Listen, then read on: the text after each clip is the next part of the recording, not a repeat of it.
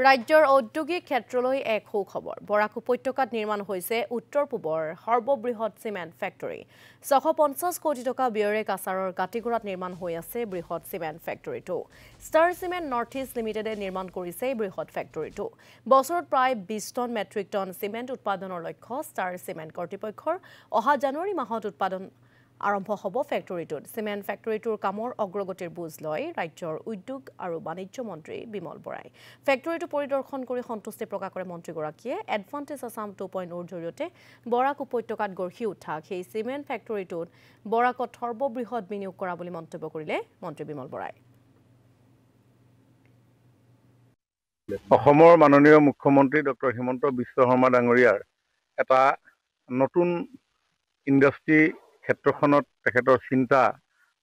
আগবঢ়াই দিছিলে হেতু হল কাস্টমাইজ পলিচি কাৰণ আমাৰ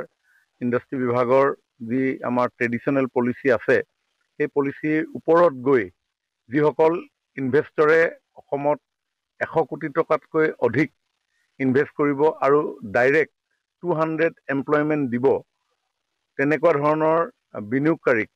সেই কাস্টমাইজ পলিচিৰ আধাৰত চৰকাৰৰ বিভিন্ন সহযোগিতা আগবঢ়োৱাৰ এটা সিদ্ধান্ত আছিল আৰু সেই কাস্টমাইজ পলিচি ইন্ট্ৰডিউস হোৱাৰ লগে লগে সমগ্ৰ বিজনেছ ৱৰ্ল্ডত এটা নতুন বাৰ্তা গৈছিলে যে অসম ইজ এ ভেৰি নাও গুড ডেষ্টিনেশ্যন ফৰ ইনভেষ্টমেণ্ট আৰু তাৰে পৰিপ্ৰেক্ষিতত যোৱা দুটা বছৰত প্ৰায় 1 লাখ কোটি টকাতকৈও অধিক বিভিন্ন উদ্যোগৰ MOU আমি সিগনেচাৰ কৰিবৰ কাৰণে সক্ষম হৈছিলোঁ এডভান্টেজ আসাম 2.0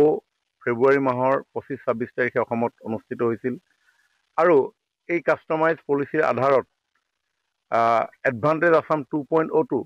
প্ৰায় 5,80,000 কোটি টকা MOU ইতিমধ্যে সাইন হৈছে সেই কাস্টমাইজ পলিচিৰ আধাৰতে ষ্টাৰ চিমেণ্ট কোম্পানীয়ে এই বৰাক ভেলীত প্ৰায় 650 কোটি টকা ব্যয় সাপেক্ষে প্ৰতি বছৰেকত 20 লাখ মেট্ৰিক টন উৎপাদনৰ লক্ষ্যৰে এই